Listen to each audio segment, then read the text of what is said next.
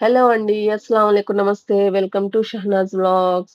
ఈరోజు రాగి అంబలిని మన అమ్మమ్మలు, నానమ్మలు ఏ విధంగా తయారు చేసేవాళ్ళో ఆ పద్ధతిలో మీకు చేసి చూపిస్తాను.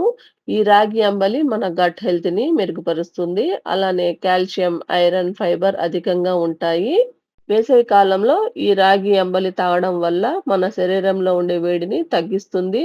అందుకనే అందరూ సమ్మర్‌లో ఈ రాగి అంబలిని తాగడానికైతే ప్రయత్నించండి. మరి ఈ హెల్తీ రాగి అంబలిని ఎలా ప్రిపేర్ చేసుకోవాలో చూసేద్దామా? ముందుగా స్టవ్ వెలిగించుకొని ఒక ప్యాన్‌లో ఒక గ్లాసు నీళ్లు వేసుకోవాలి. ఈ నీళ్లు మరిగేలోపు ఒక కప్పులో హాఫ్ కప్పు వాటర్ వేసుకొని అందులో 4 టీ స్పూన్ల రాగి పిండిని వేసుకొని ఎక్కడ ఉండలు లేకుండా బాగా కలుపుకోవాలి. ఈ విధంగా బాగా కలుపుకున్న తర్వాత పక్కనుంచుకోవాలి. నీళ్ళు ఈ విధంగా మరిగేటప్పుడు మనం కలిపి పెట్టుకున్న రాగి పిండిని ఇందులో వేసుకోవాలి. ఒక చేత్తో వేసుకుంటూ, ఇంకో చేత్తో కలుపుకుంటూ ఫ్లేమ్‌ని మీడియం ఫ్లేమ్‌లో పెట్టుకొని ఈ విధంగా ఉడికించుకోవాలి.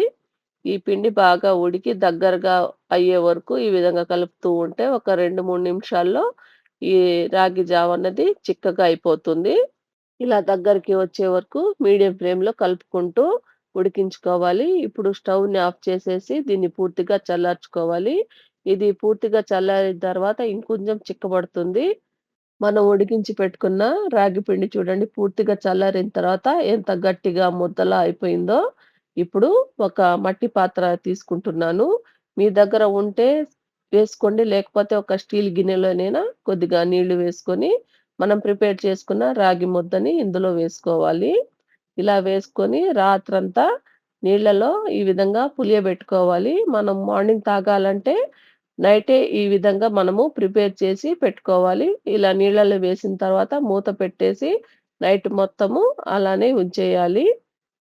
నెక్స్ట్ రోజు మార్నింగు చూడండి ఈ విధంగా బాగా పులిసిపోయింది. ఇప్పుడు దీన్ని మనం చేత్తో ఈ విధంగా బాగా మెత్తగా ఉండలు లేకుండా చేత్తో నలుపుకోవాలి.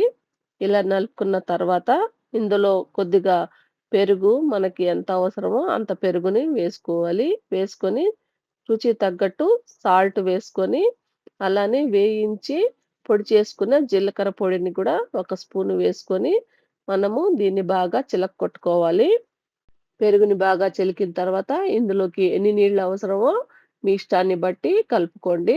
కలుపుకున్న తర్వాత ఇంకోసారి బాగా చిలికి ఇందులోకి తరిగిన ఉల్లిపాయలు, అలానే కొద్దిగా పచ్చిమిరపకాయలు, అలానే తరిగిన కొత్తిమీర వేసుకొని ఇంకోసారి బాగా కలుపుకోవాలి. అంతేనండి. రాగి అంబలైతే రెడీ అయిపోయింది. ఈ సమ్మర్‌లో తప్పకుండా ఈ రాగి అంబలినైతే తాగడానికి ప్రయత్నించండి. మరి ఈ రెసిపీని మీరు తప్పకుండా ట్రై చేస్తారని కోరుకుంటున్నాను. ట్రై చేసి మీకెలా కుదిరిందో కామెంట్ సెక్షన్‌లో తెలపండి. ఈ వీడియో గనుక మీకు నచ్చినట్లయితే లైక్ చేయండి, షేర్ చేయండి. మరిన్ని టేస్టీ రెసిపీస్ కోసం నా ఛానెల్‌ని సబ్స్క్రైబ్ చేసుకొని, అలానే పక్కనే ఉన్న బెల్ ఐకాన్‌ని క్లిక్ చేయండి. Thank you.